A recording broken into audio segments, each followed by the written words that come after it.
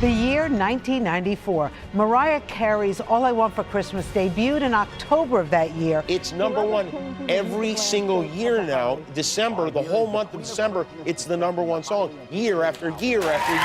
You wrote that song, or co-wrote that song, in a matter of 15 minutes. Do you have the hope that one of your songs would be considered a classic one day? Wouldn't that be nice to have a classic Christmas song? I would love it. I mean, I'm not going to be, that arrogant as to say, well, this will become a classic or that's a classic, but I'm very happy with them. For almost 30 years, Mariah Carey's All I Want for Christmas Is You has been the gift that keeps on giving. Well, to her at least, making Mariah $2.5 million a year from the song alone, according to The Economist, and has earned her the title the Queen of Christmas. Even Forbes describes the song as the unofficial song of Christmas each year. It seems as though Mariah Carey has literally hit the lottery with creating this song. But what's the story behind her hit song? And how has this single song success impacted Mariah Carey's life? Let's find out as we take a deep dive into how Mariah Carey won Christmas.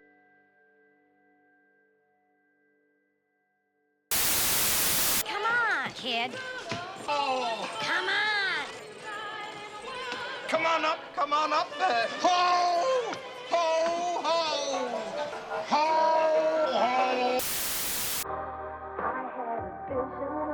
ho. Mariah Carey is someone who needs no introduction. In 1990, she released her self-titled debut album with a mixture of R&B, soul, pop, and of course her whistle singing.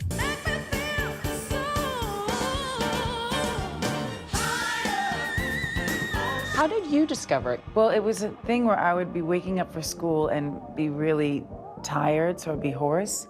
And I'd be like, no, I don't want to get up, I don't want to get up. Mariah's first studio album was a commercial success. The project spent 11 weeks atop the Billboard 200. The album's singles has helped pave the way for Mariah to win the hearts of millions, as her album eventually went 9 times platinum in America and 7 times platinum in Canada. It wasn't easy for her to find a success though. At 18 years old, Mariah moved out of her mother's house on Long Island into a small apartment in Manhattan with 4 roommates. And, I left home right the day I graduated high school and worked really hard, even though it was for a year. I mean, some people work hard for 10 years, but everybody who knows me and knew me in that time says I condensed 10 years into 1 year because I never stopped working. So even though it happened fast to the public, for me, it took my whole life. With a small demo of 4 songs she wrote in high school and a dream, Mariah was on a search for a record deal. With months of little success and failing to get the attention of record executives in New York, she never gave up. While her demo was being refined and built upon, she met singer Brenda K. Starr.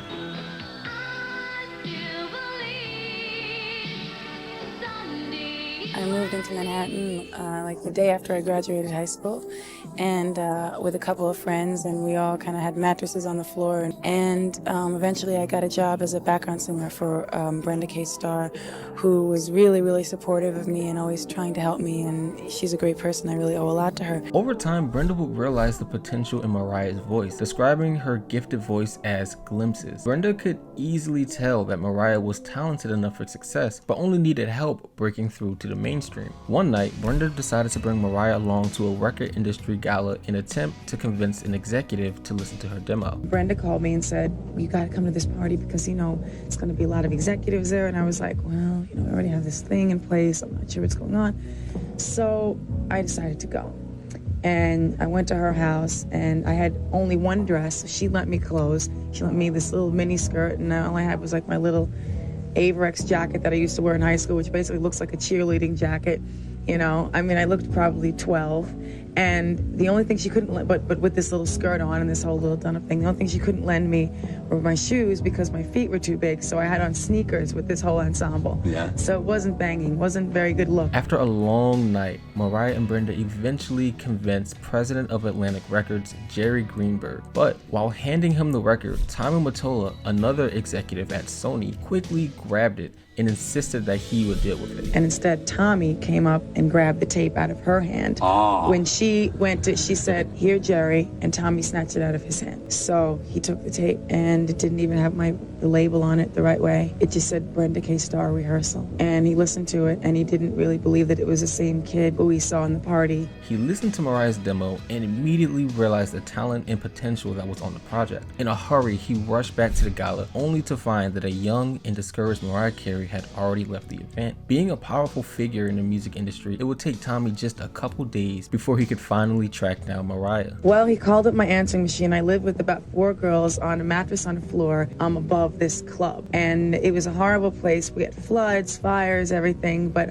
one of the girls is still one of my best friends. And we had this ridiculous answering machine. We were acting like complete fools and, never expecting the head of a record company to, leave a message. Yeah, right. And so I get this call. It's like, it's Tommy Mottola, CBS. Call me back, left the number, hung up. And so we were listening to it, flipping out, but more so than that, we're just flipping out that they heard this ridiculous message. Mariah went on to sign to Sony Music at 18 years old. Tommy, seeing the enormous amount of talent Mariah had, used his power in the music industry to push Mariah to the top and prioritize her growth and success as an artist. In Mariah Carey's book, The Meaning of Mariah Carey, she writes about Tommy when she says, "I became his new star just as he was beginning a huge position at a new label, so he had the influence to clear the runway for my ascension into the sky. He was willing to move heaven and earth to make me successful. I recognized and respected that power." Mottola spent money. A reported $800,000 on the album, $500,000 on the first video, and $1 million more to market both. If you were Santa, you could do magic. You want to see some magic? Here, let's watch you disappear. It seems like everything I did in the first year that I came out with my first album is like a blur, because everything happened so fast for me, and I never had the chance to sit down and go, wow, this is actually happening. I just went straight ahead. So it was almost like when I did the Grammys the first year and I won, it was like, I don't even remember. Back in the 90s, Mariah Carey went hard to work and she made her mark on the world, debuting her self-titled album, Mariah Carey, which was released in June of 1990. The album was a critical success. Mariah Carey's debut album and single, Vision of Love, got her nominated for multiple Grammy Awards, and she ended up winning Best Female Pop Vocal Performance as well as Best New Artist. On this album, Walter Afanasieff is credited as a producer. Walter has written and produced for music legends like Luther Vandross, Boyz II Men, and even Celine Dion with her song My Heart Will Go On for the Titanic soundtrack. Walter would go on to play a large role in Mariah Carey's early music success, but we'll get back to him in a second. Mariah immediately followed up her first album with her sophomore album, Emotions, releasing a year later in September of 1991, ranking on the Billboard Top 200 at number 4 and selling 129,000 units in its first week. The single of her album, also titled Emotions, became Mariah's 5th consecutive number 1 hit on the US Billboard Hot 100. This gave her the distinction of being the first, and as of the time of recording this, only act to have their first 5 singles make number 1 on the Hot 100, breaking the 21-year record previously held by none other than the Jackson 5. Calling Mariah Carey a household name would be an understatement. The world was beginning to see who she was. In 1993, she released her 3rd studio album, Music Box, which, despite mixed reviews from popular critics calling it cliche and passionless, it entered the Billboard Top 200 at number 2, with 174,000 copies sold, making this her best-selling album up to this point. In June of this year, Mariah Carey would also marry Tommy Mottola, which is a story that could be an hour-long video essay on its own, so I won't get too much into the relationship. But Be the Commentator made an amazing video on their relationship, and I highly recommend watching it if you're interested, so I linked it below in the description. After the success of Mariah Carey's best-selling album so far, Music Box, a new chapter was quietly unfolding. A chapter that would unknowingly give birth to the timeless holiday anthem and redefine the spirit of Christmas music. Mariah's husband, Tommy Mottola, dared to dream of a Christmas album, but this dream was met with skepticism. Holiday albums were uncommon at this time and usually reserved for artists at the end of their careers. You released it at a time when holiday albums really weren't major to add to an artist's catalog, especially given the point of your career that you were at. But now it seems pretty standard. Do you feel responsible for that trend? I don't know. All I know is I was born, somebody was like, you should make a Christmas album. I made one. I was like 1 year old, and now it's his 25th anniversary, and I'm thrilled. I couldn't be happier. If she were to make a Christmas album, it would really have to stand out. This is where Walter Afanasieff comes into play, Mariah's creative confidant for over 4 years at this point. Even Walter himself was skeptical, saying, back then, you didn't have a lot of artists with Christmas albums. It wasn't a known science at all back then, and there was nobody who did new, big Christmas songs. Walter was right. There have been so many Christmas albums before and after Mariah Carey's album that have just been complete duds. But despite these concerns, the two went ahead to begin creating the album Merry Christmas in August of 1994. Okay, people, tomorrow morning, 10 a.m., Santa's coming to town. Santa! Oh my God! Santa here? I know him. I know him. Since Mariah and Walter were writing the song in the middle of August, Mariah thought it would be a good idea to get into the Christmas spirit by decorating the home she shared with Matola in New York with Christmas ornaments. And then when I was finishing it, I would walk downstairs and look at all the Christmas type things and say, okay, what reminds me of Christmas? I need more Christmas words here. So I'd put on different Christmas movies, or, I like to set the stage a little bit. The 10-track album contained covers of Christmas classics like Silent Night and Joy to the World, as well as 3 original songs from Mariah and Walter. I wrote 3 new songs. I did one that's more of like a religious song, more of almost like a hymn. And then I did one that was more of like a Christmas kind of love song. And the single called All I Want for Christmas Is You is really kind of like fun, it's very like traditional kind of old-fashioned Christmas. It's very retro. All I Want for Christmas Is You was born in just 15 minutes, a small burst of creativity that would serve to transcend time. While the song is very simple by nature, that's probably what helped with the success of the single, feeling more familiar to the holiday season than trendy. I tried to do it in a really classic way so that I didn't jump on really any trends like of the moment. I basically just did a Christmas album that I, would want to listen to year after year. Mariah and Walter writing and producing the song to sound like it was from the 60s where most popular Christmas songs live made All I Want for Christmas Is You to feel like it simply belonged. Embracing themes from the Nutcracker in the 19th century to 60s rock, the song just feels timeless. Even the opening of the song is considered a classic.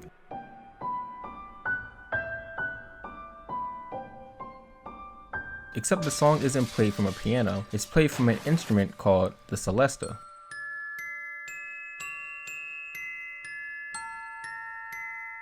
Do you hear the difference in how the celesta makes you feel versus the piano? The celesta or bell piano has this delicate and magical sound to it, which many people associate with the holidays. It sounds more heavenly than anything, which is why it has its name originating from celeste, meaning heavenly in French. Probably pronounced that wrong, but you get the point. If you think I'm reaching with this, take a listen to the beginning of one of the most iconic holiday songs of all time.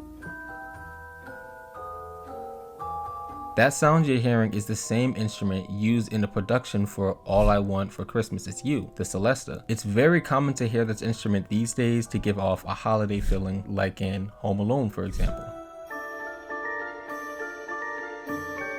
Or it could give a feeling of magic and mystery, like in Harry Potter. But when Tchaikovsky, the Russian composer of the Nutcracker, used the celesta, it was a very uncommon sound. In fact, reportedly he was one of the first in the world to use it, or at least the first to use it for a major show. Upon hearing the instrument for the first time, Tchaikovsky knew the potential in the celesta, and he did everything he could to keep it a secret for his famous ballet, the Nutcracker, before his competition. According to Classical California, the celesta was invented in 1886 by Auguste Mustel. Again, could be pronounced that wrong. Tchaikovsky came across the instrument 5 years later while in Paris. Tchaikovsky wrote in a letter to his publisher, "I've discovered a new instrument in Paris, something between a piano and a glockenspiel." Tchaikovsky asked his publisher to acquire one for his new ballet, but to keep it in complete secret. He wrote, "Have it sent direct to Petersburg, but no one should know about it." And just to take this a little further, the composition of the song itself mimics the composition of the original Nutcracker. When Tchaikovsky wrote his composition, he wanted to show off the new instrument, but knew the celesta was soft and dainty by nature. It would get drowned out by the rest of his orchestra. So he made an extremely uncommon decision for the early 1800s to start off his arrangement with a solo from the celesta and build up the rest of the composition around it. In a song analysis for the composition written by Aniv Furtas and Lily Liu, they state, Chavotsky was one composer who you could say was really good at painting with sound, creating all sorts of colors, textures, moods, and landscapes, especially how he structures music in this way. If you look at how All I Want for Christmas Is You is put together, you'll see the exact same effect. The song begins with a soft celesta building childlike anticipation. Don't want a lot for Christmas.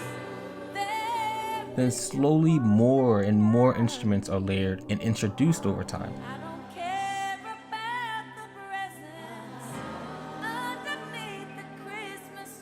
Even Mariah's voice itself is slowly building up anticipation. Artists like Tyler the Creator and Joji are two modern examples of using this same technique,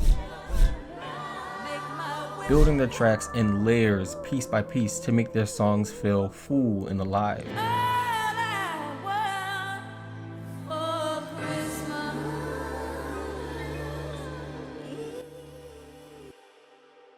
Now, I'm not saying Mariah and Walter had this exact thought process while making the song. Like I said, they knocked out the song in just about 15 minutes. And there's no interviews I could find with them saying this exactly. But what I am saying is I believe this is why the song inevitably caught on and why it grew to become a classic. After the buildup of anticipation, we're introduced to another classic trope, this time in the 60s, bringing in rock piano and the drum beat. One thing that was a clear inspiration was Phil Spector's wall of sound technique. Walter produced the song to have individual features like jaunty pianos, soulful vocal choruses, and festive harmonies to feel like an orchestra when layered on top of each other. Then we have to do our little rock and roll step by step, which is, to the 4 chord and to whatever place rock and roll little songs went to. I met her on a Monday and my heart stood still. The wall of sound is a function of this studio. There's no doubt about it. The Studio A at Gold Star. The echo chambers never made the sound acceptable. They enhanced the sound, but the fact that the room was filled with musicians, and it is a small room, everything bounced off of, and we got all of this meshing going on, And then you added the chambers to it. And so you got this sound that all became this wall. The wall of sound was a recording technique developed by Phil Spector in the 1960s. It became one of the most influential and distinctive production styles in the history of popular music. Phil Spector used this technique to create these dense, layered orchestra sounds that set his productions apart from others at that time. Although Mariah and Walter didn't use live instruments in true Phil Spector fashion, they were able to achieve this same effect on a computer. I'm going to be letting out a huge secret out of the bag here, but that entire song is just me at the computer. Some of the best art, in my opinion, is a combination of 2, 3, 4 pieces already made, weaved together, and given a touch of personality from the new artist. This creates what we call originality. But when you peel back the layers, you'll see woven in the DNA of your favorite song, movie, or book is built upon years and years of previous artistic endeavors and creations. All I Want for Christmas Is You is no exception to this rule, and if anything, serves to be a blueprint for artists to follow when they want to make their own hits. Which I have no idea what that means. To do it probably means the same thing as do-I-diddy and all those other silly things. Actually, there was a big discussion about whether it should be met her on a Monday and my heart stood still, or met him on a Sunday and my heart stood still. Sunday seems like the day to meet someone and fall in love.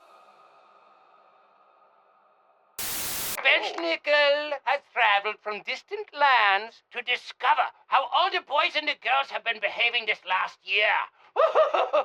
Oh, too much strudel. So he's kind of like Santa, except dirty and worse. No, much better. No one fears Santa the way they fear Britney. Wow. That's my favorite part of Christmas, the authority. And the fear. Yes, exactly.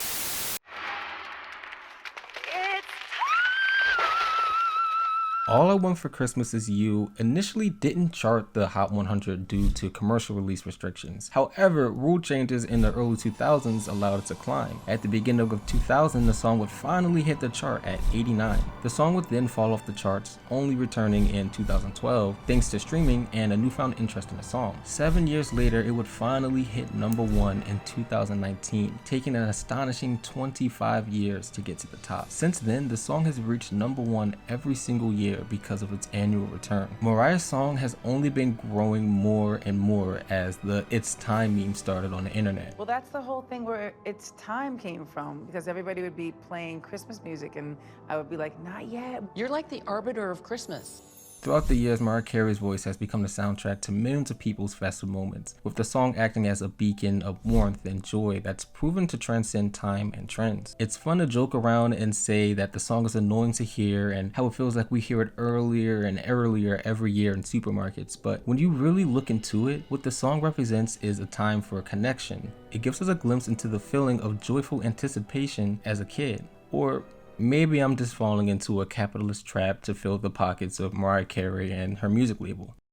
But maybe I'm not. Mariah Carey has not only figured out how to win the 90s with her singing and back-to-back hits, but now she's winning December and Christmas because of her patience with each passing year. Her timeless creation acts as a blueprint for artists coming up wanting to create their own classics. It took 25 years for the song to become completely unavoidable. It took 25 years for her to win. When I think about that, it puts things into perspective for me. As creatives, it's easy to feel that our work goes unnoticed or overlooked. It's easy to feel that we're losing at this game of art. If you're one of those people, if you feel like the work and effort you're putting in isn't being recognized despite the countless hours and late nights that you dedicate to your craft, I urge you to ask yourself the same question I asked myself. Did you give it 25 years? Because if you do, you just might find your way. Thank you to the Patreon members who support my channel. You guys are really helping me realize my aspirations of creating videos just like this one full time. And if you want to join the Patreon to get my videos ad-free and earlier than I put them on YouTube, then you can click the link in the description and join for only $3 or 75 cents a week. It's a really easy way to help support me as an artist and a filmmaker. Also, check out our Discord if you haven't. It's linked in the description. We're active there every single day with conversations and daily activities. I'll see you guys next time.